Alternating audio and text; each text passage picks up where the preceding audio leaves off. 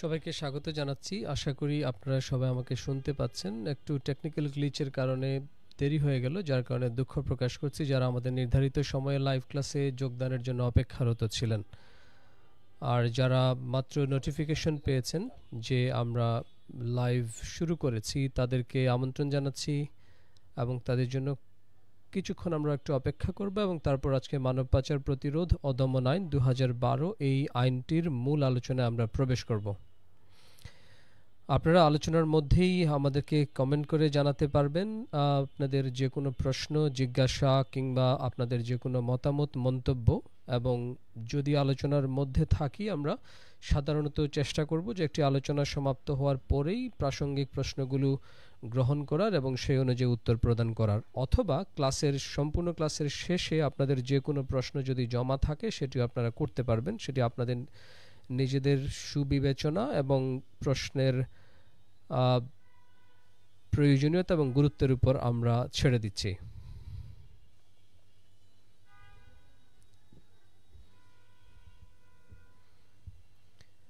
দুই একজনের কাছ থেকে একটু মন্তব্য জানতে চাইবো যে আপনারা সঠিকভাবে আমাদেরকে শুনতে পাচ্ছেন কিনা এবং দেখতে পাচ্ছেন কিনা।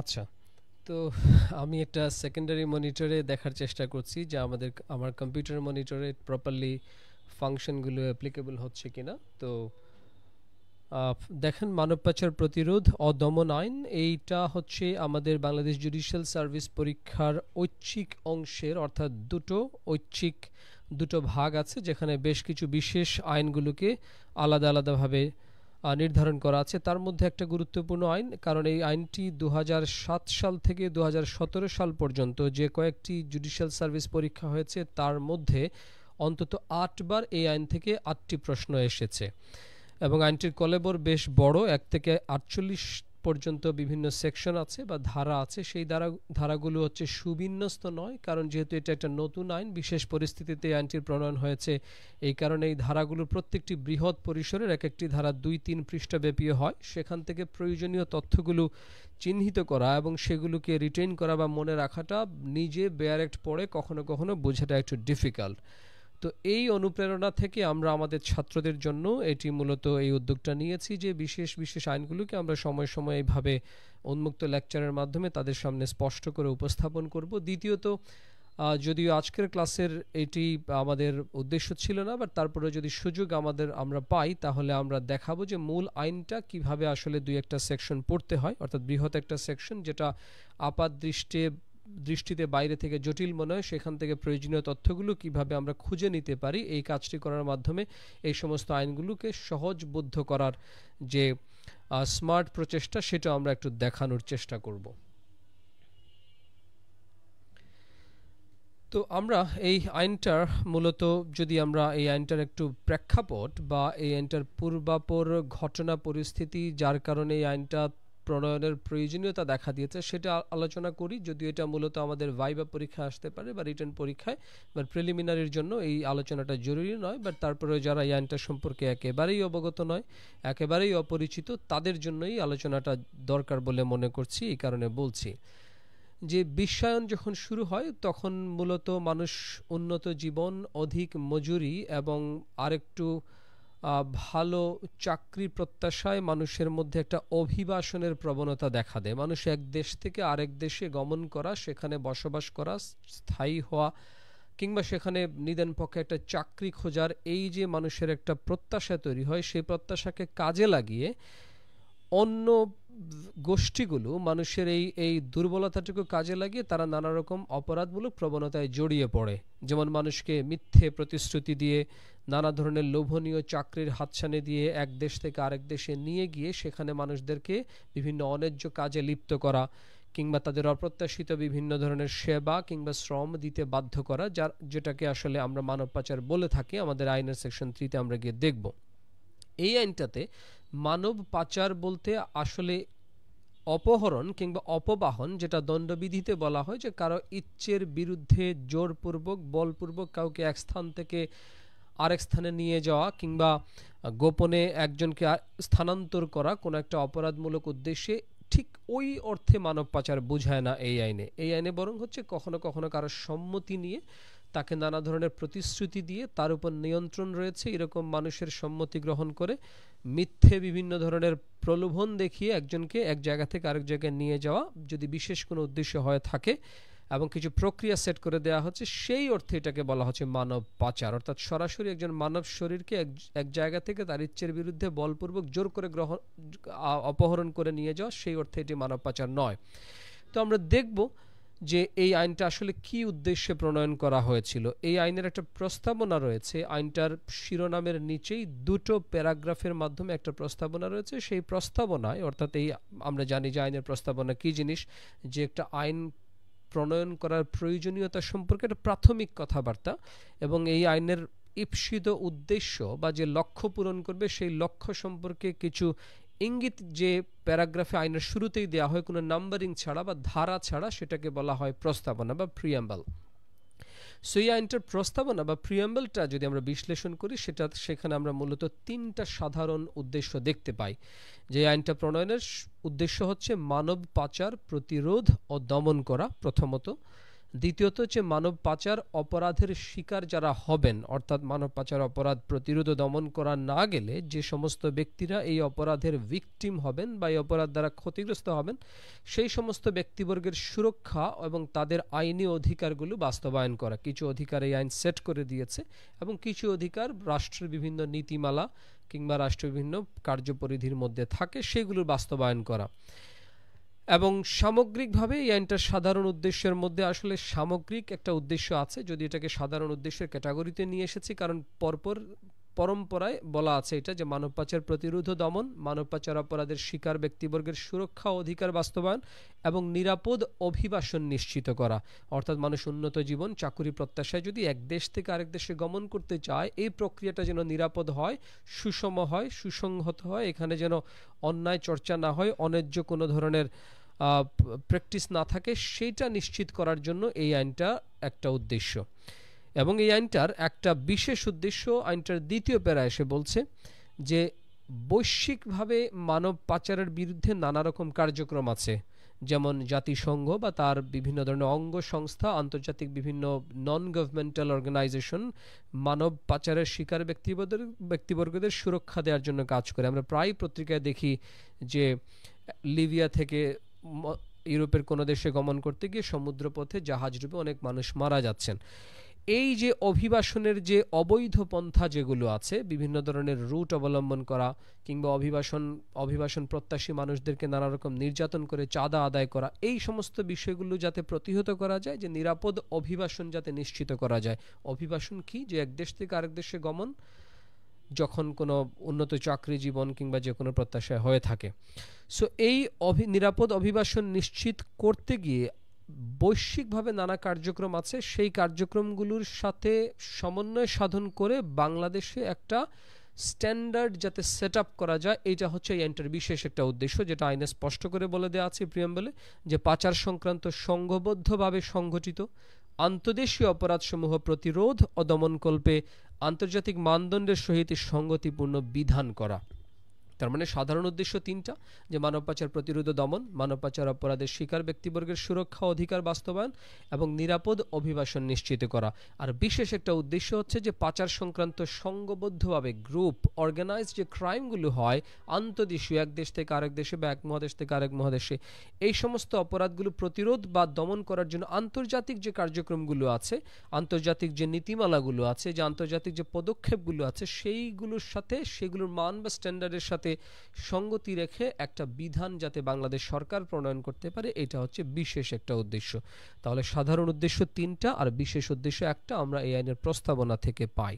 আমরা এখনো এই আইনটার সালটা শিখিনি, আমরা 2012 সালে এই আইনটা প্রণয়ন করা হয়েছে, কিন্তু আমরা দেখার চেষ্টা করব যে এই আইনের আসলে নামের মধ্যে কোনো ধরনের হিডেন কিছু আছে কিনা। পরীক্ষা অনেক সময় প্রশ্ন আসে, একবার এসেছিল বিজেএস পরীক্ষায় যে নিম্নোক্ত আইনের শিরোনামের ক্ষেত্রে নিম্নোক্ত কোনটি সঠিক, তো সিভিল কোর্টস অ্যাক্ট না সিভিল কোর্ট অ্যাক্ট, এরকম একটা জিনিস। তো এখানেও আমরা দেখতে পারি যে স্পেশাল লগুলো থেকে এরকম একটা প্রশ্ন আসতে পারে, যেখানে আপনি আইনটা জানা সত্ত্বেও গভীর মনোযোগের অভাবের কারণে শিরোনামটা মিস করতে পারেন। তো এই আইনটা হচ্ছে দুটো মানব পাচার প্রতিরোধ ও দমন আইন। আমরা এই দমন আইন 2012, অর্থাৎ আইনের মধ্যে দুটো অংশ আছে, একটা যে মানব পাচার অপরাধগুলো প্রতিরোধ করা, আর একটা হচ্ছে সেই অপরাধগুলো দমন করা। তো আমরা এই আইনটার একটা ওভারঅল স্ট্রাকচার বা গঠন বা অধ্যায় বিন্যাস বা চ্যাপ্টার ডিস্ট্রিবিউশনটা একটু দেখি। এটা কি কারণে দরকার? এটা দরকার এই কারণে যে আপনি যদি আইনের একটা বার্ডস আই স্ট্রাকচার দেখতে পান, যে ওই আইনটার শুরু থেকে শেষ পর্যন্ত কত নম্বর সেকশনের মধ্যে এই আইনটাকে উপস্থাপন করা হয়েছে এবং কোন অংশে আসলে কোন ধরনের বিষয়গুলো সম্পর্কে আলোচনা করা আছে, একটা ওভারঅল পিকচার বা বার্ডস আই ভিউ যদি আপনার থাকে, তাহলে অনেক সময় একটা পার্টিকুলার প্রভিশন বা কন্টেন্টের এক্স্যাক্ট সেকশন নাম্বারটা যদি আপনি মনে নাও রাখতে পারেন, তাহলেও পরীক্ষায় অনুমান করে আনসার করতে পারেন। যেমন একটা বিষয় দিল যে মানব পাচার অপরাধ ট্রাইব্যুনালের কোনো আদেশ বা সিদ্ধান্তের বিরুদ্ধে হাইকোর্টে আপিল করতে হবে, এই বিধানটা কত নম্বর ধারায় উল্লেখ করা আছে। এখন আপনি কনফিউজড হয়ে গেলেন যে আপনার এই ধারাটা এক্স্যাক্টলি মনে নাই, মুখস্থ করেননি, অথবা আপনি করেছেন ভুলে গেছেন। তাহলে আপনি জানেন যে অপরাধ দমন ট্রাইব্যুনাল এবং অপরাধের বিচার সংক্রান্ত চ্যাপ্টারটা হচ্ছে চতুর্থ চ্যাপ্টার, যেটা শুরু হয়েছে 21 থেকে 31, শুরু হয়েছে 21 নম্বর সেকশন দিয়ে, শেষ হয়েছে 31 নম্বর সেকশন দিয়ে। অপশনের মধ্যে কেবল 31 নম্বর সেকশনটা আছে। তাহলে আপনি তখন এইভাবে ন্যারো ডাউন করে 31 নম্বর সেকশনটা চুজ করতে পারবেন। এই কারণে যে কোনো ছোট ছোট আইন, যে আইনটার সেকশন 40-50-এর মধ্যে থাকে এবং অধিকাংশ সেকশন নাম্বার যে আইনের মুখস্থ করতে হয়, সেই আইনগুলোর আপনারা একটা ওভারঅল চ্যাপ্টার ডিস্ট্রিবিউশন বা কোন চ্যাপ্টারে কি আলোচনা করা আছে, চ্যাপ্টারের শুরু কত নম্বর সেকশন, শেষ কত নম্বর সেকশন, এক্স্যাক্টলি মনে রাখার দরকার নেই, বাট একটু দেখে নিলে, এক নজর বুলিয়ে নিলে আপনি সেটা সহজে মনে রাখতে পারবেন, বা কখনো কখনো আপনি একটা আপনার ইনটিউশন কাজে লাগিয়ে আপনি আনসারটাকে বের করে ফেলতে পারবেন। তো এই আইনটা মূলত 7টা ভাগে বিভক্ত। দেখেন, মানব পাচার প্রতিরোধ ও দমন আইন 2012 7টা চ্যাপ্টারে বিভক্ত। প্রথম চ্যাপ্টারে প্রারম্ভিক 1 থেকে 5 নম্বর সেকশনের মধ্যে আছে প্রথম অধ্যায়। দ্বিতীয় চ্যাপ্টার, যেটা সবচেয়ে গুরুত্বপূর্ণ, আমি এই কারণে বোল্ড করে দিয়েছি, যে মানব পাচার ও তৎসংশ্লিষ্ট অপরাধ সমূহ এবং তার দণ্ড, যে এই আইন কিছু কাজকে অপরাধ হিসেবে সাব্যস্ত করেছে এবং সেই কাজগুলোর শাস্তি কত, সেটা 6 থেকে 16 নম্বর সেকশনে উল্লেখ করা আছে। তারপরে মানব পাচার সংক্রান্ত অভিযোগগুলো কোথায় দায়ের করবে, কে দায়ের করতে পারে এবং সেগুলোর তদন্ত প্রক্রিয়া বা তদন্ত কার্যক্রম সংক্রান্ত বিধিবিধানগুলো তৃতীয় অধ্যায়ে উল্লেখ করা আছে। তাহলে দেখেন, মনে রাখতে পারবেন আপনি, তৃতীয় অধ্যায় তদন্ত সংক্রান্ত বিধানগুলো আছে তৃতীয় অধ্যায়ে, এবং এই অধ্যায়ের শুরু হচ্ছে 17 নম্বর সেকশন দিয়ে 13। তৃতীয় অধ্যায়, অভিযোগ দায়ের ও তদন্ত 13 দিয়ে আপনি মনে রাখতে পারবেন। এটাকে একটা নেমোনিক বলা হয়। আমরা ইনফ্যাক্ট আজকের ক্লাসে দেখানোর চেষ্টা করব যে নেমোনিক কৌশলের মাধ্যমে কিভাবে আমরা সহজে ধারাগুলো মুখস্থ করতে পারি। তাহলে আমি যখন শিখে ফেলবো যে তৃতীয় অধ্যায়ে অভিযোগ দায়ের এবং তদন্ত সংক্রান্ত বিষয় আছে, উল্লেখ করা আছে, সেটা শুরু হচ্ছে 17 নম্বর সেকশন থেকে, তাহলে আমি অটোমেটিক্যালি জেনে যাচ্ছি যে দ্বিতীয় অধ্যায়ের শেষ হচ্ছে 16 নম্বর ধারায়, আর দ্বিতীয় অধ্যায়ের শুরু হচ্ছে 6 নম্বর ধারা দিয়ে। তাহলে একটা ইনফরমেশন শিখলে এটা আপনাকে ড্রাইভ করে আরেকটা ইনফরমেশন সহজে মনে রাখার জন্য। এবং দ্বিতীয় গুরুত্বপূর্ণ অধ্যায় যেটা, সেটা হচ্ছে চতুর্থ অধ্যায়, সেটা হচ্ছে অপরাধ দমন ট্রাইব্যুনাল এবং অপরাধের বিচার। আমরা জানি যে জুডিশিয়াল সার্ভিস পরীক্ষাগুলোতে এখন প্রশ্নকর্তাদের একটা ঝোঁক থাকে যে আদালতের বাস্তব বা ব্যবহারিক কার্যক্রম সংশ্লিষ্ট বিধানগুলো থেকে প্রশ্ন করার। এই কারণে এই তিনটা অধ্যায় খুবই গুরুত্বপূর্ণ। দ্বিতীয় অধ্যায়, যে এই আইন কি কি অপরাধ ঘোষণা করছে, সেই অপরাধগুলোর শাস্তি কি। দ্বিতীয়ত, এই অপরাধগুলোর বিচারের জন্য প্রাথমিক অভিযোগ কোথায় দায়ের করব এবং তদন্ত প্রক্রিয়াটা কীরূপ হবে। তৃতীয়ত, সেই অপরাধ কোন ট্রাইব্যুনাল বা কোন আদালতে সেটার বিচার হবে এবং বিচারের প্রক্রিয়াটা কীরূপ হবে। এই তিনটে চ্যাপ্টারই মূলত সর্বাপেক্ষা গুরুত্বপূর্ণ। আর পঞ্চম অধ্যায় থেকে ষষ্ঠ অধ্যায়ের মধ্যে আছে যে মানব পাচারের শিকার ব্যক্তিবর্গ এবং এই বিচারে যারা সহায়তা করতে আসেন সাক্ষী, তাদের রাষ্ট্র কর্তৃক বিভিন্ন সহায়তা, তাদের সুরক্ষা ও পুনর্বাসন। যে মানব পাচার অপরাধের শিকার একজন ব্যক্তি যদি হয়ে থাকেন, তাহলে তার জীবন নানাভাবে ক্ষতিগ্রস্ত হয়, তাকে যাতে পুনর্বাসনের জন্য রাষ্ট্র কিছু কাজ করতে পারে, এই সমস্ত বিধিবিধান এখানে আলোচনা করা আছে। এবং ষষ্ঠ অধ্যায় মানব পাচার দমন ও প্রতিরোধে যৌথ বা পারস্পরিক আইনি সহযোগিতা। এটা হচ্ছে মূলত আন্তর্জাতিক যে সহযোগিতাগুলো আছে, বাংলাদেশ অন্যান্য রাষ্ট্র তার বাইলেটারাল ট্রিটির মাধ্যমে কিংবা ইন্টারন্যাশনাল কোনো কনভেনশন যদি থাকে, চুক্তি কিংবা প্রোটোকল, সেগুলোর অধীনে পারস্পরিক সহায়তাগুলো কিভাবে তারা ক্যারি ফরওয়ার্ড করবে, সেখানে এটা বিধান আছে। আর সপ্তম অধ্যায়ে বিবিধ কিছু বিষয় আছে, মিসেলেনিয়াস, তো এটা আমাদের জন্য অত গুরুত্বপূর্ণ না। কারণ পঞ্চম অধ্যায় থেকে ষষ্ঠ অধ্যায় পর্যন্ত যেগুলো আছে, সেগুলো আছে মূলত এক্সিকিউটিভ ফাংশন, রাষ্ট্রের নির্বাহী বিভাগ যে যে কাজগুলো করবে সেই কাজগুলো নিয়ে এখানে আলোচনা আছে। সো একজন আইনের ছাত্র, আইনজীবী কিংবা বিচারক হিসেবে আমাদের জন্য সবচেয়ে প্রাসঙ্গিক অধ্যায় হচ্ছে দ্বিতীয় থেকে চতুর্থ অধ্যায়। আমরা সেগুলোই দেখার চেষ্টা করব।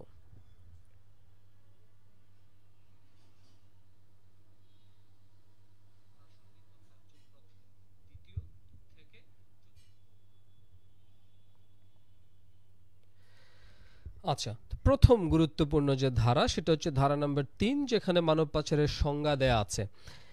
এইখানে বেশ বিস্তৃত একটা বড় সংজ্ঞা। আমরা যদি মূল আইনে একটু যেতে পারি তাহলে দেখব, কিন্তু আমরা সেখান থেকে এক নজর আপনাদের একটু দেখাই যে মূল আইনে আসলে কিভাবে এটা অনেক বিস্তৃত একটা সংজ্ঞা আছে 3 নম্বর সেকশনে। এই যে দেখেন, বেশ হিজিবিজি হজবরল একটা উপস্থাপন, যে মানব পাচার অর্থ কোনো ব্যক্তিকে এই কাজগুলো বলছে, সেখানে একটা ব্যাখ্যা দেয়া আছে এবং আরো নানা বিষয় আছে। তো এইভাবে আমরা না গিয়ে আমরা সরাসরি আমাদের এখানে আমরা পাওয়ার পয়েন্টে নিয়ে এসেছি যে মানব পাচারের সংজ্ঞা বা মানব পাচার বলতে বুঝাবে কোনো একজন ব্যক্তিকে যখন যৌন শোষণ বা নিপীড়ন, শ্রম শোষণ বা অন্য কোনো শোষণ নিপীড়নের উদ্দেশ্যে বাংলাদেশের ভিতরে বা বাইরে ক্রয় বিক্রয় করা হয়, সংগ্রহ বা গ্রহণ করা হয়, নির্বাসন করা হয়, স্থানান্তর করা হয়, চালান, আটক করা বা লুকিয়ে রাখা, এই কাজগুলোকে বলা হচ্ছে মানব পাচার। অর্থাৎ কেবলমাত্র একজন ব্যক্তিকে যদি আপনি এক জায়গা থেকে ক্রয় বা বিক্রয় করেন, যদি এটা আধুনিক কালে এই চর্চাটা এখন হয় না, বাট আগে হতো যখন দাস প্রথাটা ছিল। সো একজন ব্যক্তিকে যদি আপনি যে কোনোভাবে ক্রয় করে অন্য জায়গায় নিয়ে বিক্রি করে দেন, অথবা এক জায়গা থেকে সংগ্রহ করেন, অথবা অন্য কোনো জায়গা থেকে সংগ্রহ করে নিয়ে এসেছে এরকম ব্যক্তিকে আপনি গ্রহণ করেন, একজনকে নির্বাসন দেন, মানে এক জায়গা থেকে আরেক জায়গায় ভিন্ন জায়গায় পাঠিয়ে দেন, স্থানান্তর করেন, স্থান পরিবর্তন করেন, একইভাবে চালান শব্দটা সিনোনিমাস একটা ওয়ার্ড, আটক করেন, তাকে কনফাইন করেন, লুকিয়ে রাখেন। এবং এই সমস্ত কাজের উদ্দেশ্য যদি হয় যে ওই ব্যক্তিকে আপনি শোষণ করবেন, নিপীড়ন করবেন, তাকে শ্রম শোষণ করবেন, মানে তাকে দিয়ে জোরপূর্বক বাধ্যতামূলকভাবে শ্রম দিতে বা কাজ করতে বাধ্য করবেন, অথবা অন্য কোনো শোষণ নিপীড়নের উদ্দেশ্যে, তাহলে আপনি বলা হবে যে আপনি আসলে মানব পাচার করেছেন।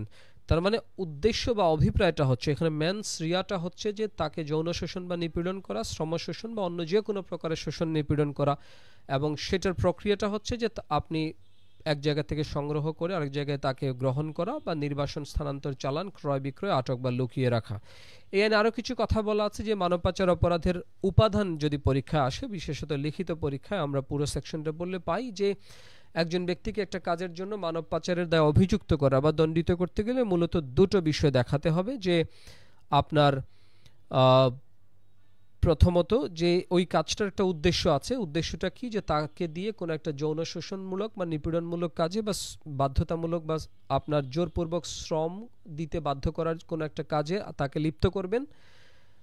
এবং দ্বিতীয়ত ওই ব্যক্তিকে আপনি এক জায়গা থেকে আরেক জায়গায় স্থানান্তর করছেন, ক্রয় বিক্রয় করছেন, সংগ্রহ, নির্বাসন, স্থানান্তর, চালান বা আটক করছেন, কিন্তু করার প্রক্রিয়াটা হচ্ছে যে একটা উপায় অবলম্বন করতে হবে, যে ভয় ভীতি প্রদর্শন করার মাধ্যমে, যে তুমি আসো আমার সাথে, না হলে তোমার এই ক্ষতি হবে। এইভাবে ভয় ভীতি দেখিয়ে একজনকে আপনার সাথে নিয়ে যাওয়া, তাকে কোনো একটা শোষণমূলক কাজে লিপ্ত হতে বাধ্য করা, অথবা কোনো প্রতারণার মাধ্যমে, যে আপনি তাকে একটা উন্নত চাকরি, বিশাল বেতনের একটা প্রতিশ্রুতি দিলেন, বাট আদৌ আসলে এই একটা খুবই লাক্সারিয়াস একটা কাজের প্রতিশ্রুতি দিয়ে গেলেন, বা বিদেশে গিয়ে দেখা গেল একজন ধন কুবেরের ঘরে একজন গৃহদাসী হিসেবে তাকে নিযুক্ত করে দিলেন, তাহলে আপনি প্রতারণা করলেন।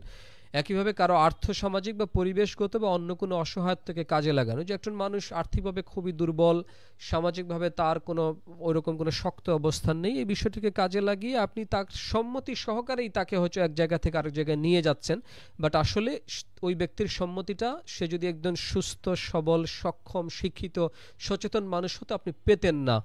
অর্থাৎ ঠিক সরাসরি প্রতারণা করেন নাই, মিথ্যে প্রতিশ্রুতি দেন নাই, ভয়ভীতি প্রদর্শন করেন নাই, কিন্তু একজন ব্যক্তির আর্থসামাজিক পরিবেশগত যে দুর্বলতা আছে, অক্ষমতা আছে, সেটাকে এমনভাবে নিপুণভাবে আপনি কাজে লাগিয়েছেন যে সে আসলে বাধ্য হয়েছে একটা যৌন শোষণমূলক কাজে লিপ্ত হওয়ার জন্য, বা বাধ্যতামূলকভাবে শ্রম শোষণের শিকার হওয়ার জন্য। কিন্তু একটা ব্যতিক্রম আছে এই আইনটার সেকশন ৩-এ, যে কোনো শিশু যার বয়স হচ্ছে অনূর্ধ্ব 18, এই শিশুর সংজ্ঞাটা দেওয়া আছে ২ নম্বর সেকশনে। এই আইনের উদ্দেশ্যে শিশু বলতে বোঝাবে 18 বছরের নিচের বয়সের কোনো শিশু। যে একজন শিশুকে যদি আপনি পাচারের শিকার করেন, তাহলে উপরোক্ত উপায়সমূহ অবিবেচ্য হয়ে যাবে। মানে ওই শিশু যদি স্বতঃস্ফূর্তভাবে সম্মতি সহকারে স্বেচ্ছায় খুশি মনে আপনাকে ফোর্স করেও তাকে এক দেশ থেকে আরেক দেশে নিয়ে গিয়ে কোনো শোষণমূলক কাজে লিপ্ত হওয়ার জন্য সে প্ররোচিত করে, তারপরেও আপনি মানব পাচারের জন্য দায়ী হবেন। কিন্তু প্রাপ্তবয়স্ক ব্যক্তিদের ক্ষেত্রে আপনি যদি তাকে স্থানান্তর করেন, নির্বাসন করেন, বা এক জায়গা থেকে আরেক জায়গায় চালান করেন, বা কোনো একটা কাজে তাকে লিপ্ত করেন, তাহলে দেখাতে হবে যে আপনার উদ্দেশ্য ছিল তাকে যৌন শোষণ বা নিপীড়ন করা, দ্বিতীয়ত সেখানে ভয়ভীতি বা প্রতারণা ছিল, আর্থসামাজিক পরিবেশ বা অন্য কোনো অসহায়ত্বকে কাজে লাগানো ছিল, এগুলো দেখাতে হবে। কিন্তু শিশুর ক্ষেত্রে এগুলো দেখানোর কোনো কিছু দরকার নেই। শিশুকে আপনি নিয়ে গিয়েছেন, একটা শোষণমূলক কাজে লিপ্ত করেছেন, সেটা তার স্বেচ্ছায় যদি হয়ে থাকে, তার স্বতঃস্ফূর্ত অংশগ্রহণের মাধ্যমে হয়ে থাকে, তাহলে আপনি মানব পাচার অপরাধের জন্য দায়ী হয়ে যাবেন। একইভাবে কেবলমাত্র প্রতারণা, ভয়ভীতি প্রদর্শন না, বরং একজন প্রাপ্তবয়স্ক ব্যক্তির উপর যার নিয়ন্ত্রণ আছে, মানে যার অভিভাবক, যিনি তার অভিভাবক হিসেবে কাজ করেন, আপনি যদি তার অনুমতি নিয়েও যদি কি করেন, বা তাকে কোনো সুবিধা প্রদানপূর্বক ওই ব্যক্তিকে প্ররোচিত করে অন্য ব্যক্তিকে যদি আপনি মানব পাচারের শিকার করেন, সেক্ষেত্রে আপনি মানব পাচারের জন্য দায়ী হবেন। অর্থাৎ একজন প্রাপ্তবয়স্ক ব্যক্তি, তাকে আপনি কোনো প্রতারণা করেননি, তাকে কোনো মিথ্যে প্রতিশ্রুতি দেননি, ভয়ভীতি প্রদর্শন করেননি, কিন্তু তার যে অভিভাবক আছেন, তার পিতা মাতা অথবা অন্য যে কোনো ব্যক্তি, তাকে আপনি একটা সুবিধা দিয়েছেন, আর ওই সুবিধার মাধ্যমে সে সম্মতি দিয়েছে যে ঠিক আছে, তুমি আমার ছেলে বা মেয়েকে নিয়ে যাও বিদেশে গৃহদাসী হিসেবে, অথবা কোনো একটা স্পোর্টসে তুমি তাকে নিয়োগ করে দিও।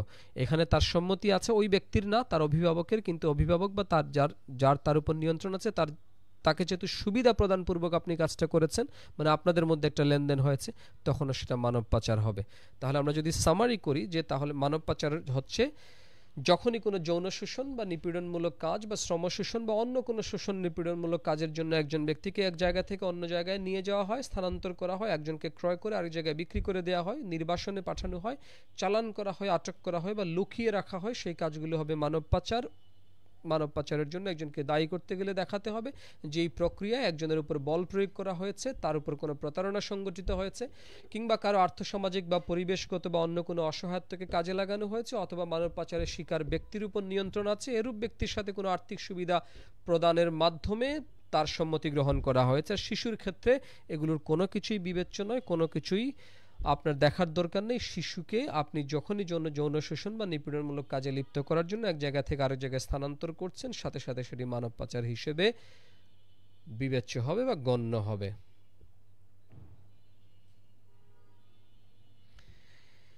এখন এই আইনের ৫ নম্বর ধারায় একটা গুরুত্বপূর্ণ বিষয় আছে, যে এই আইনটার অতিরাষ্ট্রিক প্রয়োগ। অর্থাৎ অতিরাষ্ট্রিক প্রয়োগ বলতে কি বোঝায়, সেটা যদি আমরা আগে একটু জেনে নেই, তাহলে আইনটা বোঝা সহজ হবে। একটা আইনকে বলা হয় একটা আইনের অতিরাষ্ট্রিক প্রয়োগ বলতে আসলে বোঝায় যে কোনো দেশের প্রচলিত আইনে যখন একটা কাজকে অপরাধ হিসেবে সংজ্ঞায়িত করা হয়, এবং কিন্তু সেই অপরাধটা যদি সেই দেশের সীমানার বাইরে সংঘটিত হয় অথবা সীমানার বাইরে থেকে দেশের ভিতরে কেউ সংগঠন করে, তখন সেই আইনটা সমভাবে প্রযোজ্য হবে। এই বিষয়টাকে বলা হয় অতিরাষ্ট্রিক প্রয়োগ। অর্থাৎ রাষ্ট্রীয় সীমানার বাইরেও রাষ্ট্রের অভ্যন্তরে প্রচলিত আইনটা কার্যকর হবে, প্রযোজ্য হবে, প্রয়োগ হবে। এই বিষয়টাকে বলা হয় অতিরাষ্ট্রিক প্রয়োগ। যেমন বাংলাদেশে একটা কাজ অপরাধ, কিন্তু সেই কাজটা আমেরিকায় অপরাধ নয়। এখন বাংলাদেশের এই আইনে এই কাজটাকে অপরাধ ঘোষণার পাশাপাশি যদি এটি বলা হয় যে এই কাজ বাংলাদেশের কোনো নাগরিক যদি আমেরিকায় সংগঠন করেন বা দেশের বাইরে করে থাকেন, অথবা আমেরিকার কোনো নাগরিক যদি বাংলাদেশের ভিতরে করে থাকেন, অথবা এই কাজ যদি বাংলাদেশের সাথে অন্য কোনো রাষ্ট্রের সংযোগের মাধ্যমে ঘটিত হয়ে থাকে, তাহলে এই আইনটি প্রযোজ্য হবে। অর্থাৎ সেই ব্যক্তি ঠিকই দোষী হবেন, দণ্ডিত হবেন বা শাস্তি পাবেন। এই বিধানগুলোকে বলা হয় অতিরাষ্ট্রিক প্রয়োগ। আমাদের মানব পাচার আইনের মানব পাচার প্রতিরোধ ও দমন আইন 2012 এর ধারা 5-এ একই কথা বলা আছে যে কোনো ব্যক্তি যদি বাংলাদেশের সীমানার বাইরে অথবা বাংলাদেশের কোনো জাহাজ বা বিমানে, অর্থাৎ বাংলাদেশ সরকারের নিবন্ধিত কোনো জাহাজ বা বিমানে বাংলাদেশের নাগরিকের বিরুদ্ধে যদি মানব পাচার সংগঠন করেন, দুটো অংশ আছে মূলত এই আইনে, যে পৃথিবীর যে কোনো ব্যক্তি বাংলাদেশের সীমানার বাইরে অথবা বাংলাদেশের কোনো জাহাজ বা বিমানে, সেটি পৃথিবীর যেখানে অবস্থান করুক না কেন, বাংলাদেশের কোনো নাগরিকের বিরুদ্ধে যদি মানব পাচার সংগঠন করেন, তাহলে সেটা বাংলাদেশের এই আইন অনুযায়ী মানব পাচার হিসেবেই গণ্য হবে এবং তিনি এই আইনে শাস্তি পাবেন। একইভাবে এই আইনটার দ্বিতীয় অংশে বলছে যে বাংলাদেশের ভিতরে অথবা বাংলাদেশের বাহির হতে বাংলাদেশের ভিতরে যে কোনো ব্যক্তি যে কারো বিরুদ্ধে যদি মানব পাচার সংগঠন করেন, সেটিও এই আইনের ক্ষেত্রে এই আইনের দৃষ্টিতে অপরাধ হবে এবং এই আইনটি প্রয়োগ হবে বা এই আইনই কার্যকর হবে। তার মানে বাংলাদেশের নাগরিকের বিরুদ্ধে পৃথিবীর যেখানেই কোনো মানব পাচার সংগঠিত হোক না কেন, কে করেছে, কোন দেশে করেছে, কোনো কিছুই আর বিবেচ্য নয়। আমরা এই আইনে তার বিচার করব যদি তাকে ধরতে পারি বা গ্রেফতার করতে পারি। একইভাবে বাংলাদেশের নাগরিক নয় এরকম কোনো ব্যক্তিকেও যদি বাংলাদেশের রাষ্ট্রীয় সীমানার ভিতরে অথবা রাষ্ট্রীয় সীমানার বাইরে থেকে মানব পাচার করে রাষ্ট্রীয় সীমানার ভিতরে নিয়ে আসা হয়, সেই ক্ষেত্রেও যে কোনো ব্যক্তির বিরুদ্ধে এই আইনটাই প্রয়োগ হবে। তার মানে বাংলাদেশের নাগরিকের বিরুদ্ধে যে কেউ যে কোনো স্থান থেকে অপরাধ করুক, মানব পাচার করলে সেটা এই আইন অনুযায়ী তার বিচার হবে, শাস্তি হবে। আর বাংলাদেশের ভিতরে অথবা দেশের বাহির থেকে অপরাধ করছে কিন্তু অপরাধের শিকার ব্যক্তিকে পাঠিয়ে দিচ্ছে দেশের ভিতরে, সেই ক্ষেত্রে যে কোনো নাগরিকের বিরুদ্ধে পৃথিবীর যে কোনো নাগরিক হোক না কেন, তার বিরুদ্ধে মানব পাচার সংগঠিত হলে সেটাও এই আইন অনুযায়ী বিচার হবে, এই আইন অনুযায়ী সে শাস্তি পাবে।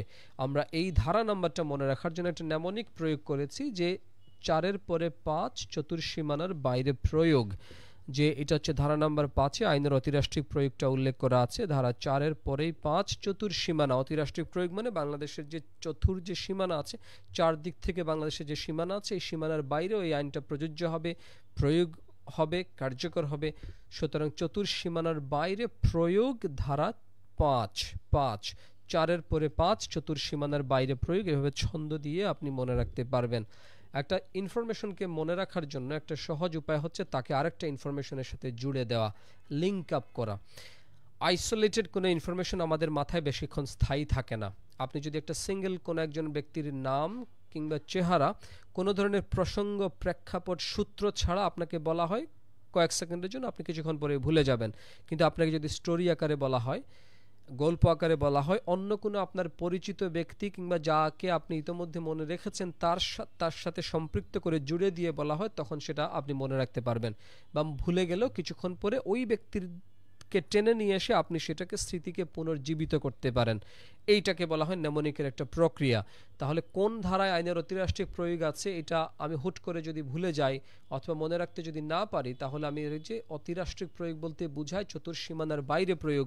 চতুর্সীমানার বাইরে প্রয়োগ 4-এর পরে 5, তাহলে চতুর্সীমানা মানে 4 দিক থেকে সীমানা, ধারাটা হচ্ছে 4-এর ঠিক পরে 5। চতুর্সীমানার বাইরে মানে চতুর্সীমানার পরে। এইভাবে আপনি রিলেট করে যখন পড়েন তখন আপনার কাছে ইনফরমেশনগুলো মনে রাখা অনেক সহজ।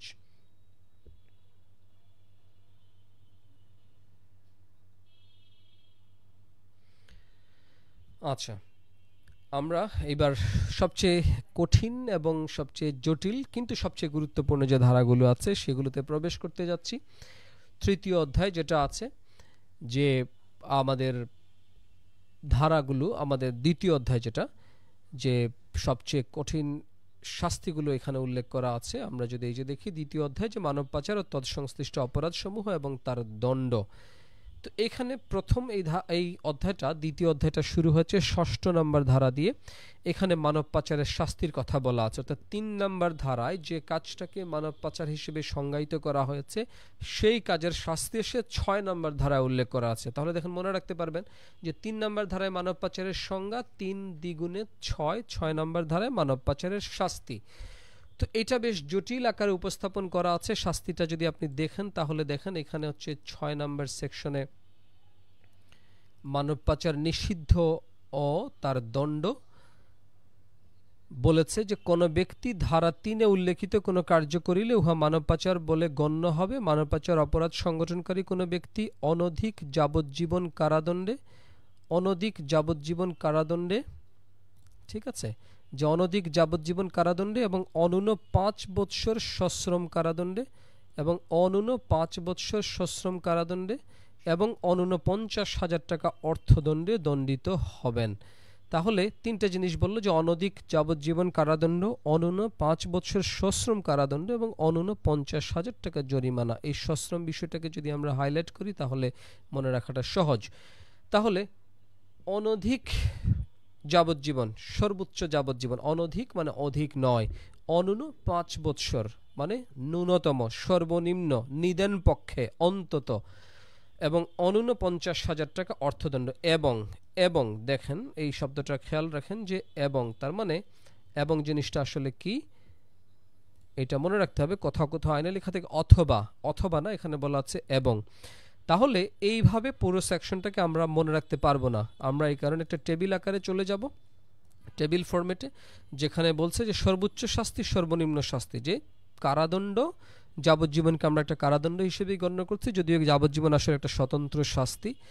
তো সর্বোচ্চ শাস্তিটা হচ্ছে যাবজ্জীবন আর সর্বনিম্নটা হচ্ছে ৫ বছরের কারাদণ্ড।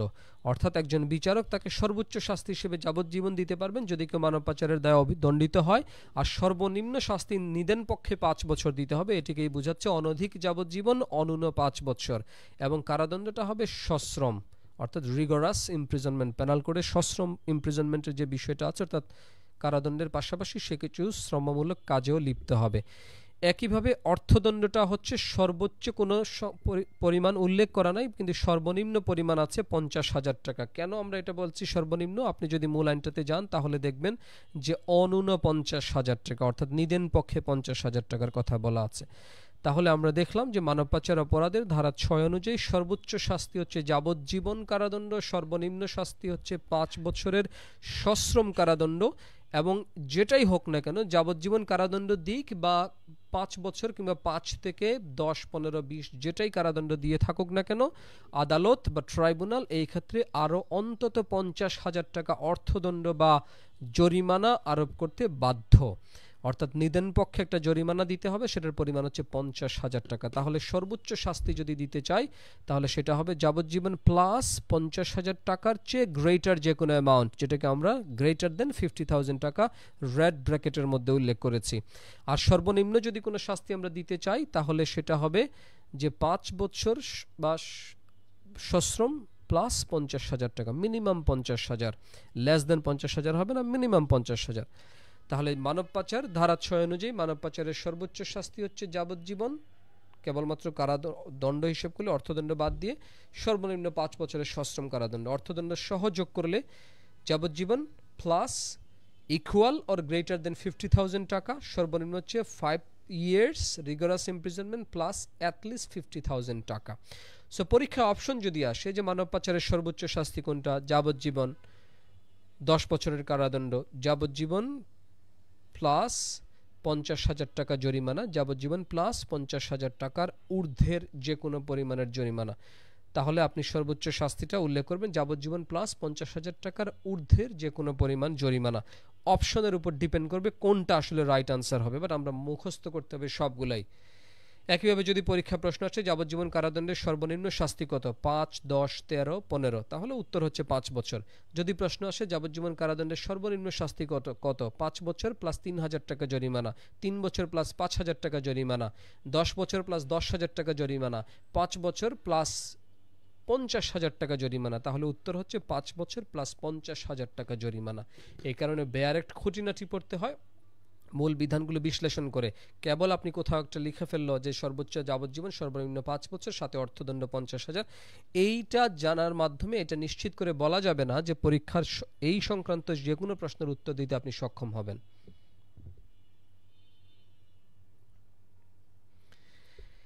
দ্বিতীয়ত ধারা 6, আমরা এটা মনে রাখার জন্য নেমনিক একটা অ্যাপ্লাই করতে পারি যে ধারা 6 মানব পাচার অপরাধের শাস্তির পরিমাণ, এটা মনে রাখার সহজ একটা কৌশল হতে পারে যে 5-এর কম নয়, মৃত্যুদণ্ড নয়, 50,000 টাকা সব সময়। যে ধারা 6 মানব পাচারের শাস্তির কথা উল্লেখ আছে, 5-এর কম নয়, 5 বছরের কম নয়, মৃত্যুদণ্ড নয়, মানে সর্বোচ্চ যাবজ্জীবন, মৃত্যুদণ্ডের ইমিডিয়েট পরপরে শাস্তি হচ্ছে যাবজ্জীবন, আর 50,000 টাকা সব সময়। 5-এর কম নয়, মৃত্যুদণ্ড নয়, 50,000 টাকা সব সময়। এইভাবে আমরা 6 নম্বর ধারার শাস্তিটাকে সহজ করে খুব সংক্ষিপ্ত পরিসরে মনে রাখতে পারবো। পরবর্তী যে ধারাটা আছে 7 নম্বর ধারা, সেখানে এসে সংঘবদ্ধ মানব পাচারের শাস্তি উল্লেখ করা আছে, অর্থাৎ a group of people in an organised manner, যখন কোনো একজন ব্যক্তিকে কিংবা একাধিক ব্যক্তিকে মানব পাচারের শিকার করবেন তখন শাস্তির পরিমাণটা বেড়ে যাবে। কারণ একজন সোল ইন্ডিভিজুয়াল বা একজন একক ব্যক্তি যখন মানব পাচার করবেন সেটা সামাজিক প্রভাবটা খুব কম, কিন্তু একটা গোষ্ঠী, একটা গোত্র কিংবা একটা সংগঠন যখন সংঘবদ্ধভাবে, সাংগঠনিকভাবে কিংবা অর্গানাইজড ওয়েতে যখন মানব পাচার করবে, এটার ইম্প্যাক্টটা খুব র্যাম্পেন্ট হবে, সোসাইটিতে এটার ভাস্ট একটা কনসিকুয়েন্স ফেস করতে হয়। এই কারণে এটা শাস্তির পরিমাণটা বেড়ে গিয়েছে। 7 নম্বর ধারা এসে বলছে সংঘবদ্ধ গোষ্ঠীর একজন সদস্য যদি সাধারণ অভিপ্রায় সংগঠনের জন্য এই আইনের অধীনে কোনো অপরাধ করেন তাহলে প্রত্যেক সদস্য উক্ত অপরাধ সংগঠনের জন্য দায়ী হবেন।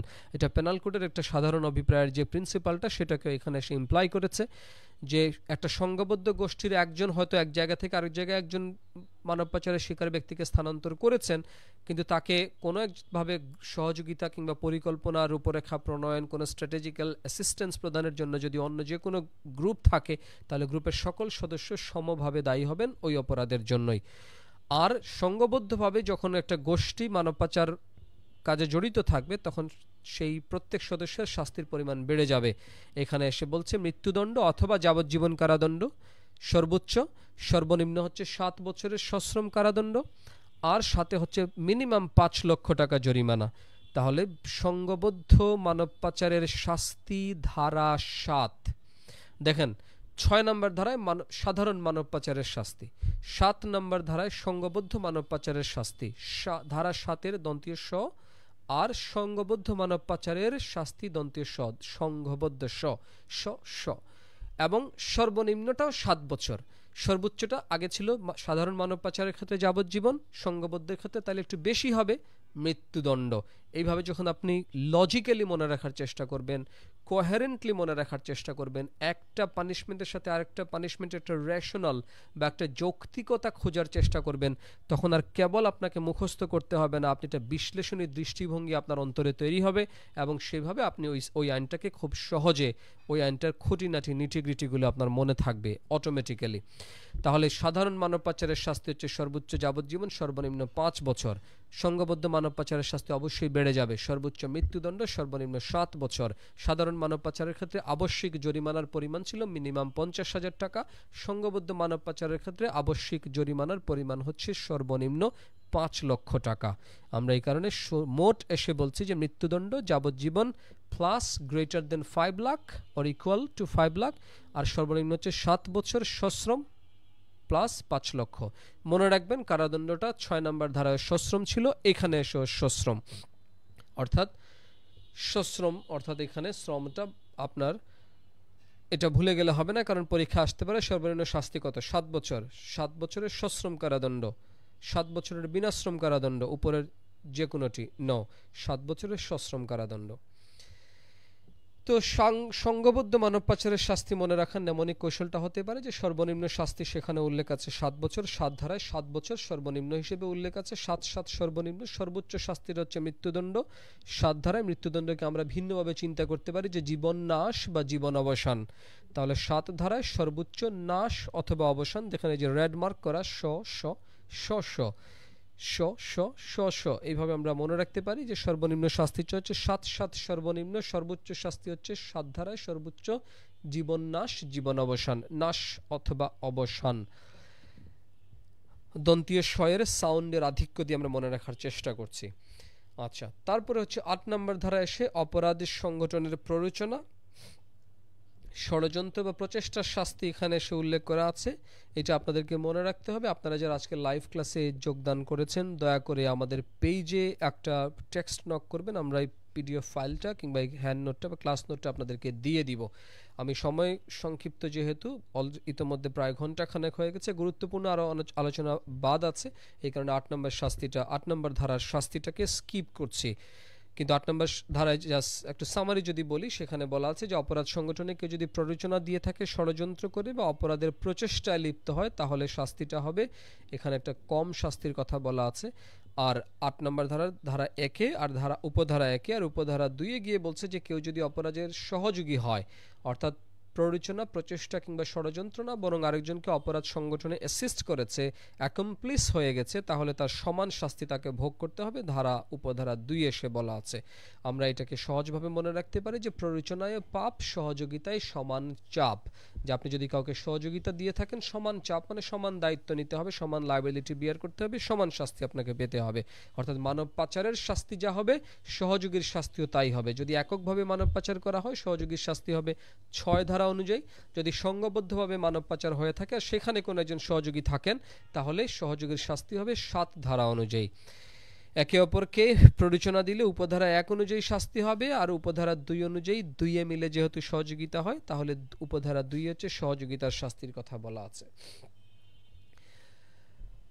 12 নম্বর ধারায় ধারা নাম্বার 9 এসে আপনার জবরদস্তি বা দাসত্বমূলক শ্রম বা সেবা প্রদান করতে বাধ্য করার শাস্তি। অর্থাৎ আপনি ঠিক মানব পাচার করেন নাই, কিন্তু একজন ব্যক্তিকে ফোর্সড লেবার, জবরদস্তিমূলক একটা শ্রম দিতে বাধ্য করছেন, অর্থাৎ এমন একটা শ্রমে তাকে লিপ্ত করতে বাধ্য করেছেন যে শ্রমটা দেওয়ার জন্য সে উইলিং না, সে তার এটাতে স্বতঃস্ফূর্ত অভিপ্রায় ছিল না। আপনি তাকে স্থানান্তর করেন নাই, চালানো দেন নাই, আটকও করেন নাই, এক জায়গা থেকে আরেক জায়গায় নির্বাসন করেন নাই, ক্রয় বিক্রয় করেন নাই। সে হয়তো কোনোভাবে একটা সিচুয়েশনে পড়ে কোনো একটা জায়গায় এসে গেছে, যেমন আপনি একটা রেস্টুরেন্টের মালিক, আপনি ঢাকা শহরে একজন অসহায় দুস্থ ব্যক্তিকে পেয়েছেন, যাকে আপনি বলছেন যে তোমার তো অবস্থা খারাপ, তোমাকে আমি হোটেলে একটা চাকরি দিব, তুমি এই কাজটা যদি করো। তো সে তাহলে আপনার এই কাজটা করতে ইচ্ছুক, এটা স্বতঃস্ফূর্তভাবে কাজটা করছে, কিন্তু কোনো একটা পরিস্থিতির কারণে আপনার জবরদস্তিমূলক শ্রম দিতে বাধ্য হয়েছে, যে আপনি হয়তো আপনি তার কাছে কোনো ঋণ পেয়ে থাকেন, তো ঋণটা আদায়ের জন্য আপনি তাকে একটা কাজ করতে বাধ্য করেছেন। এই জবরদস্তিমূলক শ্রম বা সার্ভিচিউড, এটা একটা সংজ্ঞা দেওয়া আছে সেকশন 2-তে। আমরা যদি একটু দেখি তাহলে একটু আপনাদের ক্লিয়ার হয়ে যাবে। সেখানে এই 2 নম্বর সেকশনে যে জবরদস্তিমূলক শ্রম বলছে, জবরদস্তিমূলক শ্রম বা সেবা অর্থ যে কোনো ব্যক্তির জীবন, স্বাধীনতা, অধিকার, সম্পত্তি বা সুনামের ক্ষয় বা ক্ষতি করার হুমকি প্রদর্শন করে তার নিকট হতে যে কাজ বা সেবা গ্রহণ করা হয়। ঠিক আছে, তাহলে আপনার যে কোনো একজন ব্যক্তিকে আপনি তার জীবন, স্বাধীনতা, অধিকার, সম্পত্তি বা সুনামের ক্ষয় বা ক্ষতি করার হুমকি প্রদর্শন করতে একটা কাজে লিপ্ত করেছেন, সেটাকে বলা হবে জবরদস্তিমূলক শ্রম বা সেবা। এবং এই জবরদস্তিমূলক শ্রম বা সেবার জন্য যদি আপনি কাউকে বাধ্য করেন, তাহলে সেটার শাস্তি কত হবে সেটা ধারা নাম্বার 9 বলেছে যে সর্বোচ্চ শাস্তি হবে 12 বছরের সশ্রম কারাদণ্ড, সর্বনিম্ন হচ্ছে 5 বছরের সশ্রম কারাদণ্ড, এবং এটার সাথেও 50,000 টাকা জরিমানা থাকবে। আমরা এটাকে মনে রাখবো কিভাবে, যে জবরদস্তিমূলক শ্রমের শাস্তি হচ্ছে আপনার 12 বছর। দেখেন এই দিয়ে আমরা মনে রাখতে পারি যে জবরদস্তিমূলক সেবা, জবরের আছে সেখানে, তাহলে জবরের আর হচ্ছে 12 বছরের এবং সাথে হচ্ছে 50,000 টাকা জরিমানা, ওই যে মানব পাচারের যে ন্যূনতম জরিমানা ছিল 50,000 টাকা সেটা। তাহলে জবরদস্তিমূলক বা দাসত্বমূলক শ্রম বা সেবা প্রদান করতে বাধ্য করার শাস্তি সর্বোচ্চ 12 বছর, সর্বনিম্ন 5 বছর। সর্বোচ্চটা মনে রাখতে পারবো আমরা 12 জবর, আর সর্বনিম্নটা একটু কষ্ট করে মনে রাখতে হবে, বা অন্য কোনো নমনিক কৌশল যদি আপনাদের মাথায় আসে সেক্ষেত্রে সেটাও কাজে লাগাতে পারেন। নেমনিক কৌশল উদ্ভাবন করার সবচেয়ে সহজ ফর্মুলাটা হচ্ছে, আপনি যদি অন্য আরেকজনের নেমনিক কোডটা মনে রেখে কোন একটা তথ্য আপনি স্মৃতিতে পাকাপোক্ত করতে চান তাহলে ওই কোডটা আপনার জন্য আবার একটা বার্ডেন হয়ে যায়। এই কারণে প্রত্যেকের নিজের কিছু নেমনিক কোড উদ্ভাবন করা উচিত এই নিয়মগুলো মেনটেন করে। আপনার মাথায় খুঁজতে থাকেন, দেখবেন একটা না একটা কোড চলে আসবে। আরেকজনের কোড যদি মুখস্থ করতে হয় তাহলে সেটা আবার আপনার জন্য একটা বার্ডেন হয়ে যাবে, সেটা আবার আপনার জন্য আরেকটা এডিশনাল ইনফরমেশন হয়ে যাচ্ছে। কিন্তু নিজে যদি কোনো একটা কোড উদ্ভাবন করতে পারেন তখন আসলে সত্যিকার তখনই কেবল এটা কাজে দেয়। 15 নম্বর ধারায় আরও অনেকগুলো ধারাতে বিভিন্ন শাস্তির কথা বলা আছে, সেগুলো সবগুলো আমরা মনে রাখতে পারবো না এবং সবগুলো মনে রাখার প্রয়োজনও নেই। যেটা সর্বশেষ সেটা হচ্ছে 15 নম্বর ধারায় মিথ্যা মামলা বা মিথ্যা অভিযোগ দায়েরের শাস্তি। বিশেষ বিশেষ আইনগুলোতে যেহেতু অধিকতর শাস্তি উল্লেখ করা থাকে, মানুষের একটা প্রবণতা থাকে যে অন্যজনকে অহেতুক হয়রানি করার জন্য মিথ্যে মামলা দায়ের করে দেওয়া। এই প্রবণতা রোধ করার জন্য ধারা 15তে একটা সুরক্ষা কবচ রাখা হয়েছে যে কেউ যদি কারো বিরুদ্ধে মানব পাচারের মিথ্যে অভিযোগ দায়ের করেন তাহলে সেই অভিযোগকারীকেই একটা শাস্তি পেতে হবে। সেই শাস্তিটা হবে সর্বোচ্চ 5 বছরের সশ্রম, সর্বনিম্ন 2, আর সাথে হচ্ছে 20,000 টাকা জরিমানা। তাহলে দেখেন এটা মনে রাখার জন্য একটা কঠিন নেমনিক অনেকের কাছে মনে হতে পারে বা কারো কাছে আবার ক্রিয়েটিভ মনে হতে পারে। সেটা হচ্ছে যে মিথ্যে মামলা মানে কি? মিথ্যে জিনিস মানে 9-6 করা, যেটা সঠিক নয়, যেটা সত্য নয়। মিথ্যেকে আমরা বলছি 6-9 করা বা 9-6 করা। তাহলে মিথ্যে মামলা বা অভিযোগ দায়েরের শাস্তিটা উল্লেখ করা আছে ধারা 15তে। দেখেন 9 এবং 6 এর যোগফল হচ্ছে 15। তাহলে মিথ্যে মামলা 9-6 বা 6-9-15 ধারা। মিথ্যে মামলা যদি করেন তাহলে আপনার শাস্তি হবে 2 বছর থেকে 5 বছর। তাহলে মিথ্যে মামলা করলে 2 থেকে 5 বছরের শাস্তি হতে পারে। মিথ্যে মামলা 6-9, মিথ্যে মামলাটা যখনই বলবেন আপনার মাথায় 6-9 বিষয়টা ঘুরবে। 6-9 এর যোগফল 15, সুতরাং এটা 15 নম্বর ধারায় এই কথাটা, এই শাস্তিটার পরিমাণটা উল্লেখ করা আছে। মিথ্যে মামলা 9-6 বা 6-9 করলে 2 থেকে 5 বছরের শাস্তি হয়। আরো সহজে বলেন যে মিথ্যে মামলা করলে 2 থেকে 5 বছরের শাস্তি হয়। অথবা আরো সংক্ষেপে আরো ছন্দের সহকারে আপনি মনে রাখতে চাইলে 6-9 করলে 2 থেকে 5 বছরের শাস্তি হয়। 6-9 করলে মানে মিথ্যে মামলা করলে 2 থেকে 5 বছরের শাস্তি হয়। আচ্ছা, এখন সবচেয়ে গুরুত্বপূর্ণ একটা ধারা, ধারা নম্বর 16, যে মানব পাচার অপরাধের ধরনটা এখানে উল্লেখ করা আছে। যে মানব পাচার অপরাধগুলো কি আমলযোগ্য হবে নাকি আমল অযোগ্য হবে, আপোষযোগ্য হবে নাকি হবে না, জামিন কি সেখানে অ্যাজ অফ রাইট বা অধিকার মূলে পাওয়া যাবে কি পাওয়া যাবে না, সেটা এসে ধারা 16তে বলছে যে মানব পাচার অপরাধগুলো হবে আমলযোগ্য, অর্থাৎ পুলিশ ম্যাজিস্ট্রেটের বিনা অনুমতিতে মানব পাচারের দায়ে অভিযুক্ত বা মানব পাচারের সাথে সম্পৃক্ত সন্দেহভাজন যে কোনো ব্যক্তিকে গ্রেফতার করতে পারবে, কিংবা এই রকমের কোনো অভিযোগ দায়ের হলে ম্যাজিস্ট্রেটের অনুমতি ছাড়াই সেই ইনভেস্টিগেশন বা তদন্ত কার্যক্রমটা শুরু করতে পারবে। অর্থাৎ ফৌজদারি কার্যবিধির আলোকে আমলযোগ্য বলতে যেটা বোঝায় কগনিজেবল, এইখানে মানব পাচার অপরাধগুলো হচ্ছে কগনিজেবল বা আমলযোগ্য। অর্থাৎ পুলিশের ইনভেস্টিগেশন করা কিংবা অভিযুক্ত কিংবা সন্দেহভাজন আসামিকে গ্রেফতারের জন্য ম্যাজিস্ট্রেটের পূর্বাপর অনুমতির প্রয়োজন নাই। দ্বিতীয়ত হচ্ছে এই অপরাধগুলোকে ক্রিমিনাল প্রসিজার কোডের যে 345 ধারায় যে আপোষযোগ্যতার বিধান আছে, যে একটা অফেন্স কম্পাউন্ডেবল কিনা, অর্থাৎ অপরাধের ভিকটিম এবং অপরাধে অভিযুক্ত ব্যক্তি, অভিযোগকারী আর অভিযুক্ত যদি আপোষ করে নেয় তাহলে অভিযুক্ত থেকে আসামিকে খালাস দেওয়ার যে বিধান সেটা এখানে প্রযোজ্য হবে না। কারণ বলা আছে যে এই আইনের অধীনে সংজ্ঞায়িত বা আওতাধীন অপরাধগুলো হচ্ছে আপোষ অযোগ্য বা অআপোষযোগ্য, অর্থাৎ নন কম্পাউন্ডেবল।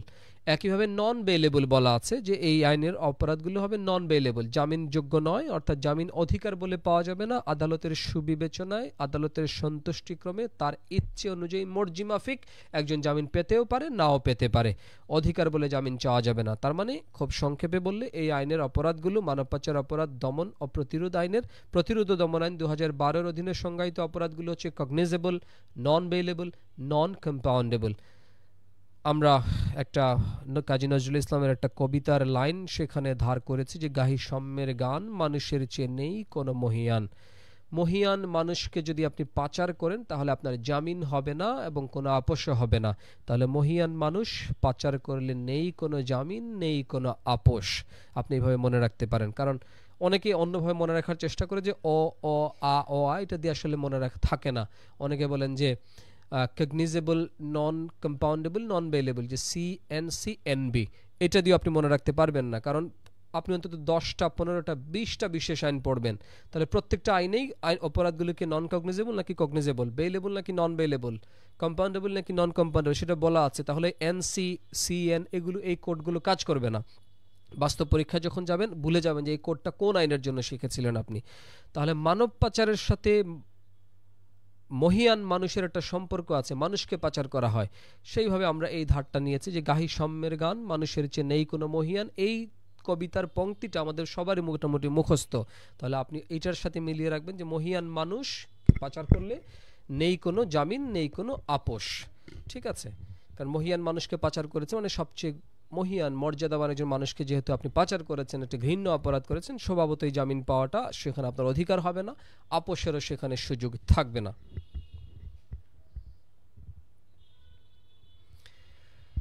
17 নম্বর ধারায় এসে অভিযোগ দায়েরের কথা বলা আছে যে কে অভিযোগ করতে পারবে? যে কোনো ব্যক্তি, অভিযোগের শিকার ব্যক্তির আত্মীয়, পরিবার, পরিজন, তার সাথে পরিচিত যে কোনো ব্যক্তি কিংবা যে কোনো সচেতন ব্যক্তি এসে অভিযোগ দায়ের করতে পারবেন। কোথায় অভিযোগ দায়ের করা যাবে? আদালত।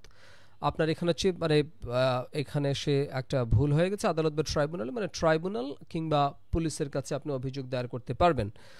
তো ট্রাইব্যুনালে মামলা পরিচালনা করার জন্য সরকার একজন বিশেষ প্রসিকিউটর নিযুক্ত করতে পারবে, সেটা গুরুত্বপূর্ণ নয়। অপরাধ সংগঠনের ক্ষেত্রে আইনগত অনুমান ধারা 18 একটা গুরুত্বপূর্ণ ধারা, এখানে এসে একটা বিশেষ ব্যতিক্রম বিধান উল্লেখ করা আছে। আমরা জানি যে ফৌজদারি বিচারের একটা কার্ডিনাল প্রিন্সিপাল বা ফৌজদারি বিচারের অন্যতম মূলনীতি হচ্ছে যে অভিযুক্ত আসামিকে আদালত ততক্ষণ পর্যন্ত নির্দোষ হিসেবে গণ্য করে যতক্ষণ না তার বিরুদ্ধে উত্থাপিত অভিযোগগুলো ফরিয়াদি বা অভিযোগকারী পক্ষ কর্তৃক সুস্পষ্টভাবে সমস্ত সন্দেহের ঊর্ধ্বে প্রমাণিত হয়। কিন্তু এই আইনের 18 নম্বর ধারায় অপরাধ সংগঠনের ক্ষেত্রে ভিন্ন আইনগত অনুমান উল্লেখ করা আছে। এখানে সে বলছে যে একজন ব্যক্তি মানব পাচার সংগঠন করেছেন বলে আদালত অনুমান করে নিবে, অনুমান করা যাবে যদি তার হেফাজত থেকে মানব পাচারের শিকার কোনো ব্যক্তিকে উদ্ধার করা হয়, তার হেফাজত হতে অপরাধ সংগঠনে ব্যবহৃত কোনো বস্তু বা কিছু একটা উদ্ধার করা হয়, অথবা তার প্রত্যক্ষ তত্ত্বাবধানে থাকা কোনো স্থান, ওই স্থান হতে মানব পাচারের শিকার ব্যক্তি বা অপরাধ সংগঠনে ব্যবহৃত যে কোনো জিনিস পাওয়া যায়, কিংবা অপরাধের শিকার বা উদ্ধারকৃত ভিকটিম যদি তাকে মানব পাচারকারী হিসেবে চিহ্নিত করেন। তার মানে আপনি হয়তো একজন মানব পাচারের শিকার ব্যক্তিকে উদ্ধার করেছেন মানব পাচারকারীদের কাছ থেকে, কিন্তু সে আদালতে এসে বলছে যে আপনি তাকে কি করেছেন? মানব পাচার করেছেন। সাথে সাথে আপনার ব্যাপারে আদালত একটা বিরূপ অনুমান তৈরি করবে, একটা প্রিজাম্পশন নিবে। এই ধারাটার প্রায়োগিক প্রভাবটা কি বা পরিণতিটা কি? আমরা জানি যে সাক্ষ্য আইনের ধারা 101-এ যেখানে বার্ডেন অফ প্রুফ বা প্রমাণের দায়ভার উল্লেখ করা আছে, যে কেউ যখন আদালতের কাছ থেকে কোনো একটা সিদ্ধান্ত চাইছেন কোনো একটা অধিকার বা দায়িত্বের ব্যাপারে, তাহলে ওই অধিকার বা দায়িত্ব যে আছে, দায়টা যে আছে, এটা প্রমাণ করার দায়ভার তার। সেখান থেকে আমরা বলি যে ফৌজদারি মামলায় ফরিয়াদি প্রথমত আসামি যে দোষী এটা প্রমাণ করার সমস্ত দায়িত্ব ফরিয়াদি পক্ষের। এইখানে সে উল্টো, যে অপরাধের সাথে ন্যূনতম সম্পৃক্ততা আছে এরকম কোন একটা ইঙ্গিত যদি পাওয়া যায়, তাহলে আসামির দায়িত্ব হয়ে যাবে, বার্ডেনটা চলে যাবে আসামির উপর, তিনি নির্দোষ প্রমাণ করার। অর্থাৎ যেখানে সাধারণ ক্রিমিনাল কেসে, ক্রিমিনাল ট্রায়ালে প্রিজাম্পশন অফ ইনোসেন্স বা আসামির নির্দোষ অনুমান গণ্য হয়, আসামি নির্দোষ বলে অনুমান করা হয়, মানব পাচার অপরাধের সাথে সম্পৃক্ত কোনো ব্যক্তির বিচারের ক্ষেত্রে প্রিজাম্পশন অফ গিল্ট বা দোষী অনুমান করা হবে। যেই মাত্র কারো হেফাজত হতে মানব পাচারের শিকার কোনো ব্যক্তিকে উদ্ধার করা হবে বা মানব পাচারের অপরাধের সাথে সম্পৃক্ত কোনো বস্তু উদ্ধার করা হবে, কিংবা তার হেফাজত থেকে নয় বরং আপনি এটা বাড়ির মালিক, আপনার বাড়িতে আপনার ভাড়াটিয়ার কাছ থেকেও কি হয়ে গেছে, একজন অপরাধের শিকার ব্যক্তি উদ্ধার হয়েছেন, তখন আপনি বাড়ির মালিক হিসেবে আপনাকেও মানব পাচারের সাথে সম্পৃক্ত বলে অনুমান করা হবে। অথবা সব কিছুকে বাদ দিলেও অপরাধের শিকার বা ভিকটিম কোনো ব্যক্তি যদি আপনাকে ইঙ্গিত করে, আপনাকে ইন্ডিকেট করে যে আপনি মানব পাচার করেছেন, আপনি তাকে পাচার করেছেন, তাহলে সমস্ত দায়িত্ব বা বার্ডেন আপনার উপর চলে আসবে এটা প্রমাণ করার, এই দোষটা খণ্ডানোর বা অনুমানটা খণ্ডানোর যে আপনি আসলে মানব পাচারের সাথে সম্পৃক্ত না। অর্থাৎ burden shifts upon the accused from the prosecution বা ফরিয়াদি পক্ষ থেকে বার্ডেনটা নির্দোষ প্রমাণের দায়ভারটা চলে যায় হচ্ছে আসামির উপর বা অভিযুক্ত ব্যক্তির উপর।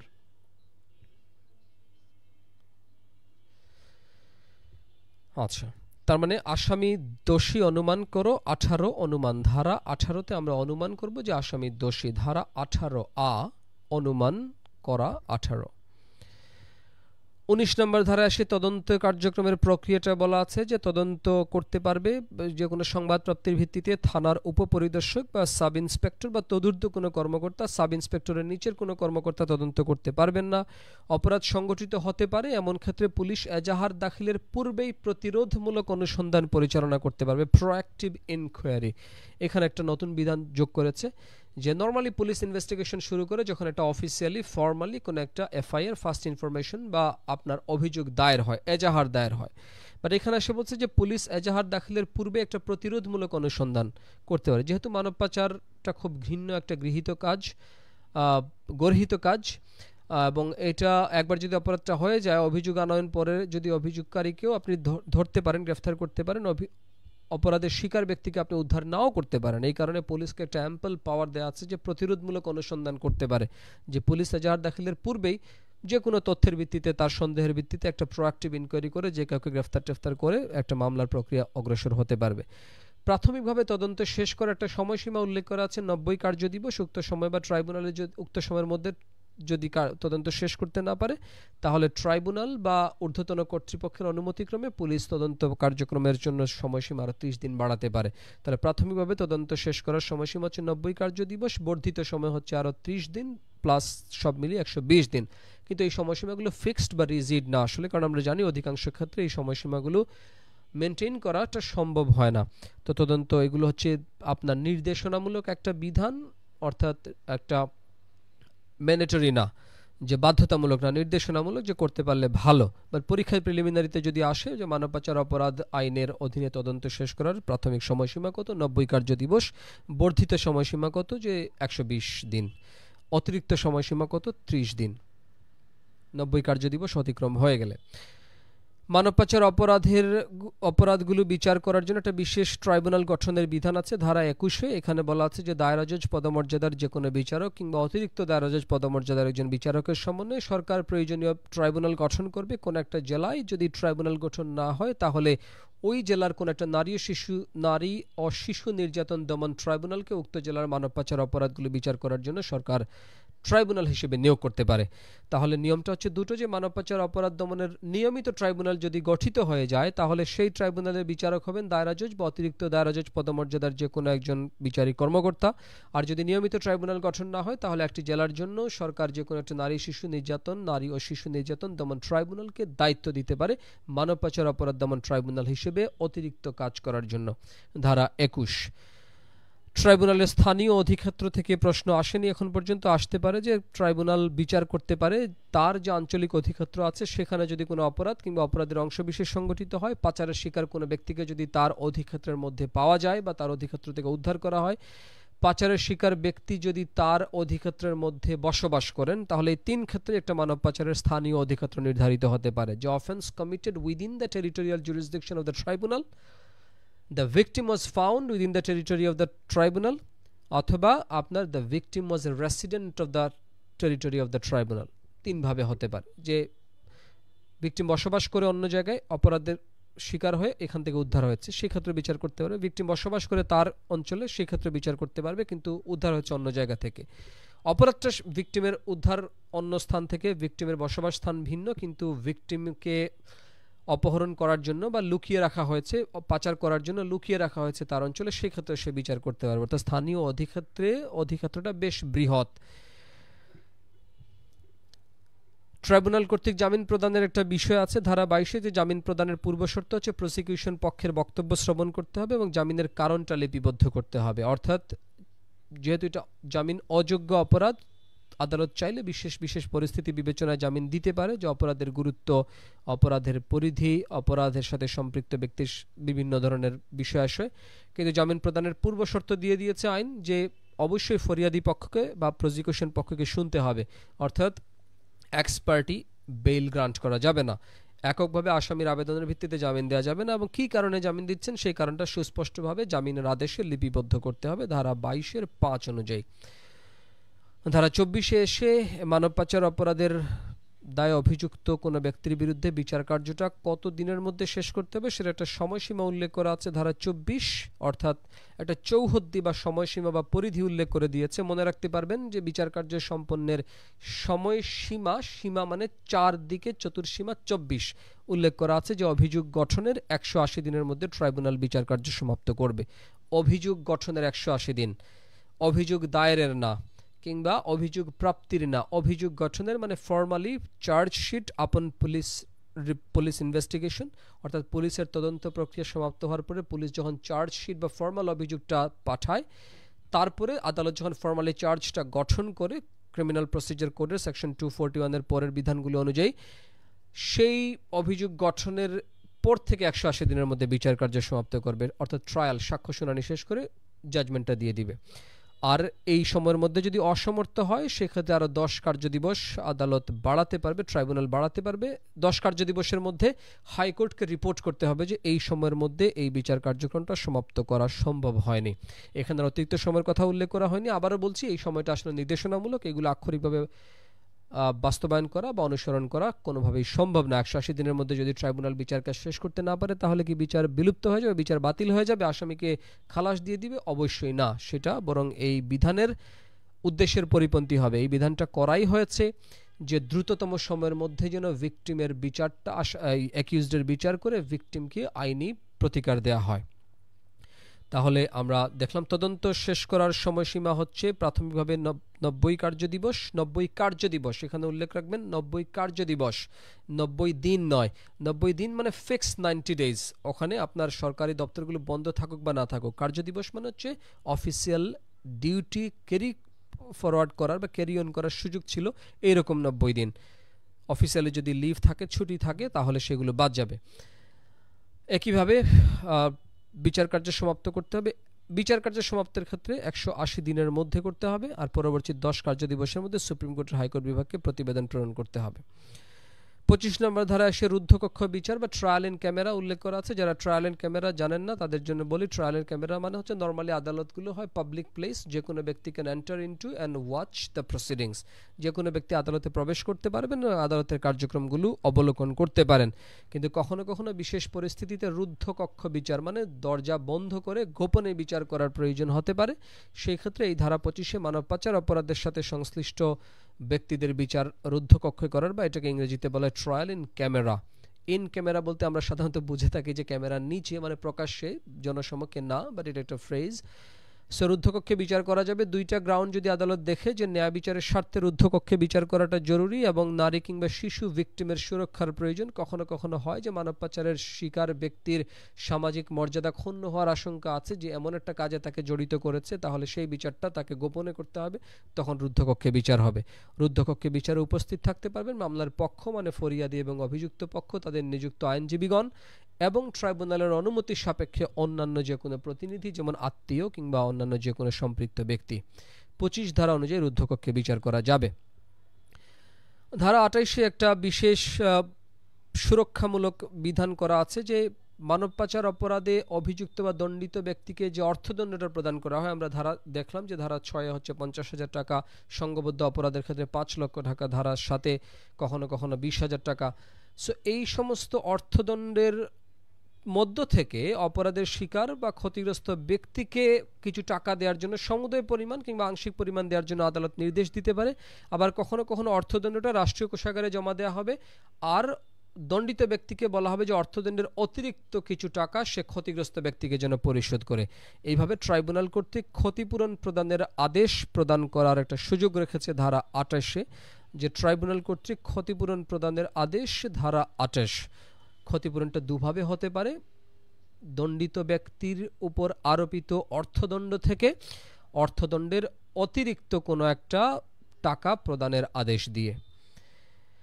30 ধারা ইলেকট্রনিক সাক্ষ্য প্রমাণের গ্রহণযোগ্যতা উল্লেখ করা আছে যে কেবলমাত্র মৌখিক বা দালিলিক সাক্ষ্য না, বরং ইলেকট্রনিক সাক্ষ্য অর্থাৎ ডিজিটাল ফরম্যাটে যদি কোনো সাক্ষ্য পাওয়া যায় আসামির বিরুদ্ধে, সেগুলো আদালতে প্রাসঙ্গিক হবে, সেগুলো আদালতে গ্রহণযোগ্য হবে, এগুলোর ভিত্তিতে কাউকে শাস্তি দেওয়া যাবে। এই ধারাটা 2012 সালে আইনটা প্রণয়ন করার সময় রাখা হয়েছিল, কিন্তু সর্বশেষ যে সাক্ষ্য আইনের সংশোধনীটা এসেছে সেই সংশোধনী আসার পরে আর এই ধারার প্রাসঙ্গিকতাই থাকে না, কারণ সাক্ষ্য আইনের সংশোধনী অনুযায়ী, সর্বশেষ সংশোধনী অনুযায়ী এখন যে কোনো ধরনের ডিজিটাল এভিডেন্স বা ইলেকট্রনিক সাক্ষ্য, ইলেকট্রনিক এভিডেন্স গ্রহণযোগ্য। তারপরে এখানে সে বলছে যে অডিও ভিজুয়াল যন্ত্র মাধ্যমে ধারণকৃত সাক্ষ্য বা ইলেকট্রনিক যোগাযোগ মাধ্যমে ধারণকৃত সাক্ষ্য, যেমন WhatsApp, Facebook Messenger, Google Meet, Zoom, এই সমস্ত যে কোনো একটা কমিউনিকেশন ডিভাইস বা সিস্টেম বা অ্যাপ্লিকেশনের মাধ্যমে যদি কোনো তথ্য আদান প্রদান হয়ে থাকে আসামিদের পারস্পরিক সহযোগীদের মধ্যে, সেগুলোকে আপনি সাক্ষ্য হিসেবে বিবেচনায় নিতে পারবেন, কিংবা আসামির সাথে ভিকটিমের কোনো যোগাযোগ যদি থাকে সেগুলোকেও। তবে এখানে একটা ক্লজ জুড়ে দিয়েছে যে এই সমস্ত ইলেকট্রনিক এভিডেন্স গ্রহণযোগ্য হবে কেবল তখনই যখন আদালত সন্তুষ্ট হবে যে এই সমস্ত এভিডেন্সগুলো অ্যাডমিসেবল। অর্থাৎ বিকজ আমরা জানি যে এই সমস্ত এভিডেন্সগুলো খুব সহজে কনকক্টেড করা যায়, ডিস্টর্টেড করা যায়, ফেব্রিকেটেড করা যায়। আর এখন তো আর্টিফিশিয়াল ইন্টেলিজেন্স বা এআই এর যুগে এসে কোনটা অরিজিনাল আর কোনটা হচ্ছে ফেক বা ফেব্রিকেটেড এটা বোঝারই সুযোগ নাই। এই কারণে আদালতের ডিসক্রিশনের উপর এটা ছেড়ে দিয়েছে যে ইলেকট্রনিক সাক্ষ্য এটা আদালত গ্রহণ করবে কি করবে না, it depends on the discretion of the court, আদালতের সন্তুষ্টির উপর নির্ভর করবে। তারপরে গুরুত্বপূর্ণ ধারা 31, যে ট্রাইব্যুনাল, এই যে দায়রা জজ কিংবা অতিরিক্ত দায়রা জজ কিংবা নারী শিশু ট্রাইব্যুনাল যদি মানব পাচারের বিচার করতে গিয়ে কোনো রায়, দণ্ডাদেশ কিংবা আদেশ প্রদান করেন সেটার বিরুদ্ধে আমরা কোথায় আপিল করব। ট্রাইব্যুনালের বিরুদ্ধে আপিল করতে হবে সুপ্রিম কোর্টের হাইকোর্ট বিভাগে, এবং ট্রাইব্যুনালের কোন কোন সিদ্ধান্তের বিরুদ্ধে আপিল করা যায়, ট্রাইব্যুনালের আদেশ, রায় কিংবা দণ্ডাদেশ, যে কোনো আদেশ, রায় কিংবা দণ্ডাদেশের বিরুদ্ধে আপিল করা যাবে।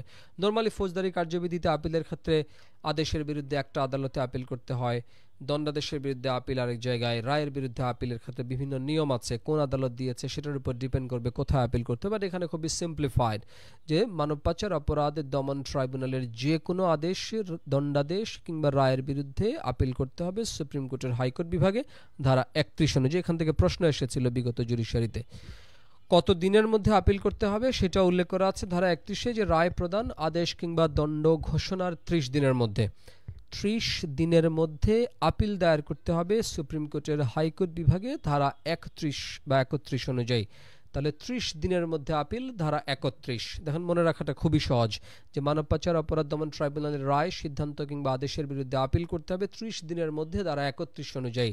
ধারা 31-এ বলা আছে 30 দিনের মধ্যে আপিল করতে হবে, 30-31। আপনি আপনার টেক্সট বইতে, গাইড বইতে কিংবা বেয়ার একটা পাশে জাস্ট ছোট করে নোট নিয়ে নিলেন যে আপিল 30-31, 30 দিনের মধ্যে 31 ধারা অনুযায়ী।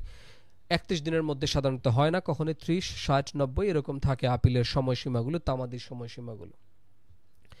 আমরা মোটামুটি চলে এসেছি আমাদের স্লাইডের সর্বশেষ অংশে। আমি এখন আপনাদের প্রশ্নগুলো নিব, কারো যদি কোনো প্রশ্ন থাকে দয়া করে আমাদেরকে কমেন্টে প্রশ্নগুলো জানাতে পারেন, কিংবা এই ক্লাসের পরবর্তীতেও যদি আজকের আলোচনা থেকে কোনো প্রশ্ন আপনাদের করার প্রয়োজন মনে হয় সেটিও আপনারা আমাদেরকে পরে আমাদেরকে টেক্সটে অথবা আমাদের পেজে কিংবা গ্রুপে এসে করতে পারবেন।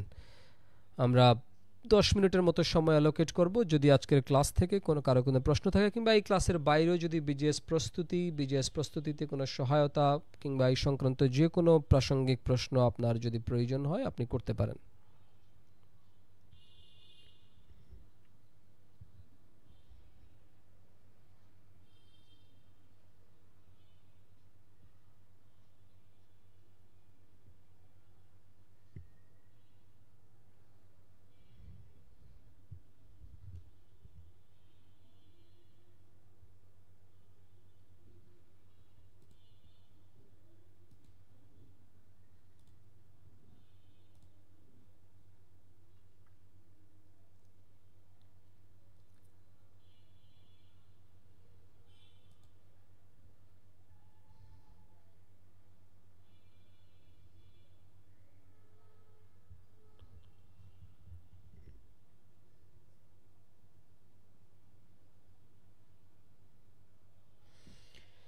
প্রশ্নের পাশাপাশি কারো যদি কোনো মন্তব্য থাকে, কোনো সমালোচনা থাকে, কোনো প্রত্যাশা থাকে পরবর্তীতে এরকম ক্লাস আয়োজনের কিংবা কোনো নির্দিষ্ট টপিকের উপর ক্লাস আয়োজনের, সেটি সম্পর্কেও আপনারা আমাদেরকে জানাতে পারেন।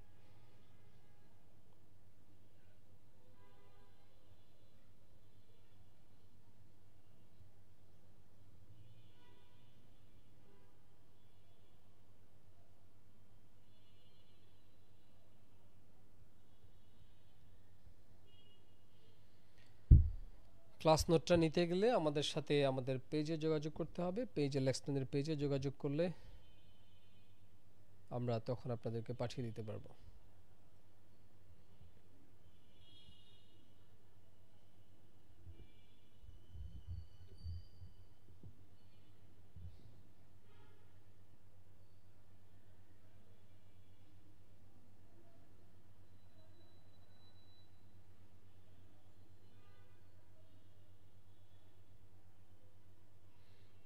আবুল কালাম প্রশ্ন করেছেন যে বিজেএস ইংলিশ রিটেনের প্রিপারেশন কিভাবে নিব।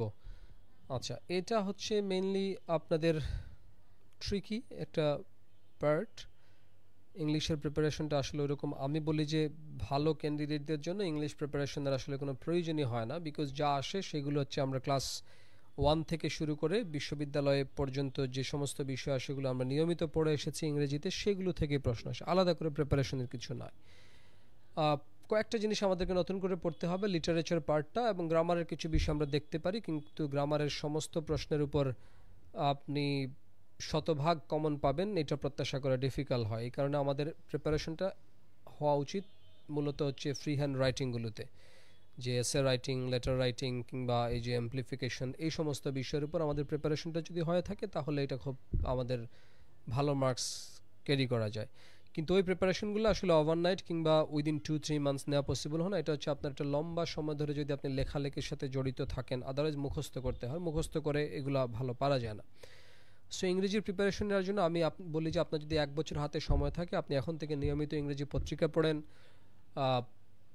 তারপর হচ্ছে একটু একটু করে প্রতিদিন ইংরেজি লেখার চেষ্টা করেন। প্রতিদিন না হলে অন্তত এভরি অল্টারনেট ডে, একদিন পর পর যে একটা প্যারাগ্রাফ লিখেন, তারপরে ওটা নিজে কি লিখেছেন সেটা আরেকজনকে দিয়ে যাচাই করেন, অথবা নিজেই নিজের মূল্যায়ন করেন। তারপর হচ্ছে গাইড বই যেগুলো আছে সেগুলোতে কোন স্ট্যান্ডার্ডে লেখা থাকে, যদিও এটা অনেক মানে বিয়ন্ড আমাদের জেনারেল ক্যাপাসিটি ও বাংলাদেশি স্টুডেন্ট গাইড বইগুলোতে নমুনা আনসার থাকে, এই কারণে নমুনা আনসারগুলো অতটা প্র্যাকটিক্যাল হয় না যেটা পরীক্ষা ডেলিভারি দেওয়ার মতো। তারপরেও সেগুলোর সাথে মিলিয়ে কম্পেয়ার করে আপনি আপনার লেখাটাকে যাচাই করবেন। আমি বলি যে ফ্রি হ্যান্ড রাইটিংয়ের একটাই ওষুধ, সেটা হচ্ছে নিয়মিত চর্চা করা, লেখা শুরু করা। আপনার প্রথম দিকে নিজের লেখা পড়ে নিজের উপরে ধিক্কার আসবে, নিজেই চিৎকার দিতে ইচ্ছে করবে, কিন্তু আপনি যদি এইভাবে 1 মাস প্র্যাকটিস করেন দেখবেন আপনার ফ্রি হ্যান্ড রাইটিং, অর্থাৎ ফ্রি হ্যান্ড রাইটিং মানে আপনার হ্যান্ডটাও ফ্রি হয়ে যাবে এবং আপনি অনেক গভীরে চিন্তা করতে পারছেন, অনেক বাক্য তৈরি করতে পারবেন। আর এই ফ্রি হ্যান্ড রাইটিংয়ের ম্যাটেরিয়ালসগুলো কোথায় পাবেন, সেটা হচ্ছে ডেইলি নিউজ পেপার। আপনি যদি কিছু না পড়েন, আপনার মাথায় যদি ইনফরমেশন না থাকে, আপনি কিছু লিখতে পারবেন না। নিউজ পেপার পড়ার আরেকটা সুবিধা যে নিউজ পেপারে একটা ল্যাঙ্গুয়েজ সেন্টেন্সকে বা একটা ইনফরমেশনকে কোন স্ট্রাকচারে এক্সপ্রেস করে বা এক্সপ্লেন করে সেটাও আপনার মাথায় সাবকনসিয়াসলি ঢুকতে থাকবে এবং এই সেন্টেন্সগুলো থেকে আপনি কপি করে পরীক্ষায় লিখতে পারবেন। মানে হুবহু কপি করতে হবে না, অবচেতনভাবে আপনার লিখতে গেলে এই বাক্যগুলি আসবে। সো ফ্রি হ্যান্ড রাইটিংয়ের একটাই ওষুধ, সেটা হচ্ছে নিয়মিত ইংরেজি পড়া এবং মাঝে মধ্যে ইংরেজি লেখার চেষ্টা করা। এটা আসলে মুখস্থ করা কিংবা প্রিপারেশন নেওয়ার কোনো স্ট্রাকচার নেই, কিংবা কোনো টিচার আপনাকে ধরিয়ে দিতে পারবে না। আর বাকি যে বিষয়গুলো লিটারেচারের 5 মার্কস, এটা শর্ট একটা সাজেশন তৈরি করেন যে কোন অংশগুলো থেকে প্রশ্ন আসে, কোন কোন সাহিত্যিকের লেখা এই সাহিত্যকর্ম থেকে প্রশ্ন এসে থাকে। এখানে আপনি 5 মার্কসের মধ্যে 3 সিকিউর করতে পারবেন যদি খুব কঠিন প্রশ্ন না হয়। কঠিন হয়, আর কঠিন যদি না হয় তাহলে 5ও সিকিউর করতে পারেন। বিগত বছরের প্রশ্নগুলো, বিসিএস এর ইংরেজি লিটারেচারের প্রশ্নগুলো যদি আপনি অন্তত এই প্রশ্নগুলো যদি সলভ করেন, সেক্ষেত্রে 2 আপনি কমন পেতে পারেন। আর গ্রামারের কিছু বিষয়ে একদম ইংরেজিতে মোটামুটি বেসিক আছে যাদের, তাদের পক্ষেও 10 মার্কস সেখানে সিকিউর করা সম্ভব। আর যদি আপনি একটু এখন থেকে নিয়মিত গ্রামারগুলো দেখতে থাকেন, কিছু প্রসিদ্ধ বই ঘেটে ঘেটে প্রতিযোগিতামূলক পরীক্ষায় যে সমস্ত এরিয়াগুলো থেকে গ্রামারের প্রশ্ন হয় সেগুলো যদি কোয়েশ্চেন সলভ করেন, আপনার 15 মার্কস আপনি চলে যাবেন। আর যদি একটু ভালো অ্যাডভান্স গ্রামারের সেন্স আপনার যদি কাজ করে, তাহলে আপনি 20 পাওয়া আপনার জন্য ইম্পসিবল না টোটাল এই অংশে। নো সরি, কমেন্ট সেকশনে আমরা কোনো নোট বা হ্যান্ড নোট শেয়ার করতে পারবো না। জাহিদুল ইসলাম, আপনাকে আমাদের পেজে এসে নক করতে হবে।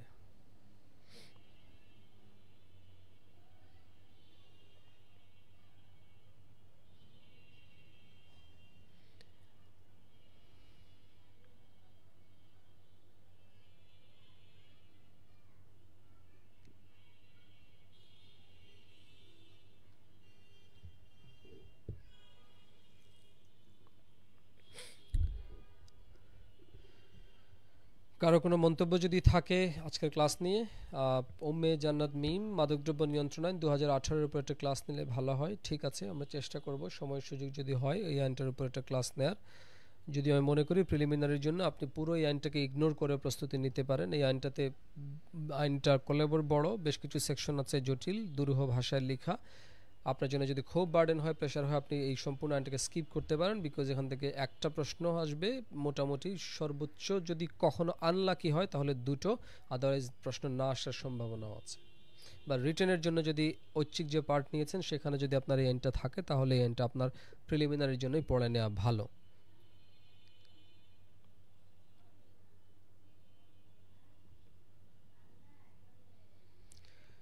স্পেশাল লয়ের ইনফরমেশনগুলো পড়ার পর ভুলে যাচ্ছেন, এই ভুলে যাওয়া প্রতিহত করার জন্য আজকে কিছু টেকনিক আমরা আপনাদেরকে দেখালাম। তো সেই টেকনিকগুলো অ্যাপ্লাই করেন, তাহলে মনে রাখতে পারবেন। বারবার রিভিশন দিতে হবে। সেকশন 32 to 40-র মধ্যে আমি কোনো ইম্পর্টেন্ট খুঁজে পাই নাই।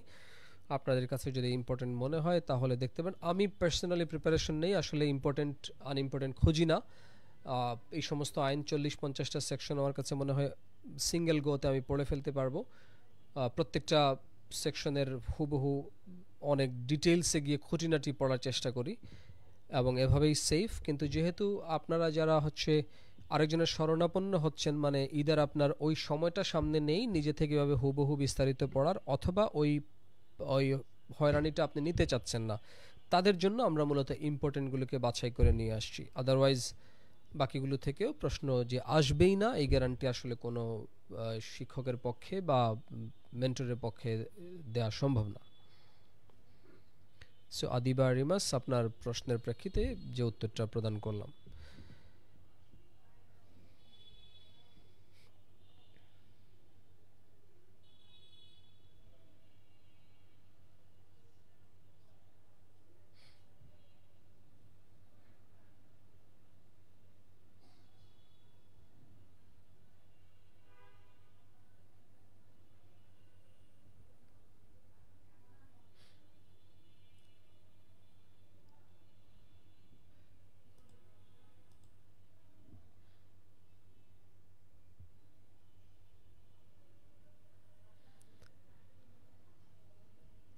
ঠিক আছে, আর কারো কোনো যদি প্রশ্ন না থাকে তাহলে আজকের আলোচনাটা আমরা এখানেই সমাপ্ত ঘোষণা করছি। যারা যারা আমাদের সাথে এখনও আছেন এখন অবধি, কিংবা যারা ক্লাসে ছিলেন, সবাইকে আরেকবার ধন্যবাদ জানাচ্ছি, কৃতজ্ঞতা জানাচ্ছি, শুভেচ্ছা জানাচ্ছি। আপনারা যদি আজকে ক্লাস থেকে উপকৃত হয়েছেন মনে করেন, কিংবা এই ক্লাসের মাধ্যমে অন্য কেউ উপকৃত হতে পারে, আপনার কোনো প্রিয়জন, পরিচিতজন, বন্ধুবান্ধব, এই প্রত্যাশা বা শুভ চিন্তা যদি আপনাদের থাকে, অনুরোধ করব এই ক্লাস লিঙ্কটা শেয়ার করার জন্য। আমাদের টাইমলাইনে এটি থাকবে, অথবা আমাদের পেজে আপনাদের শুভানুদ্দায়ী বা আপনি যাদের শুভানুদ্দায়ী তাদেরকে আমন্ত্রণ জানানোর জন্য। সবার প্রতি কৃতজ্ঞতা প্রকাশ করে শেষ করছি আজকের মতো। শুভরাত্রি।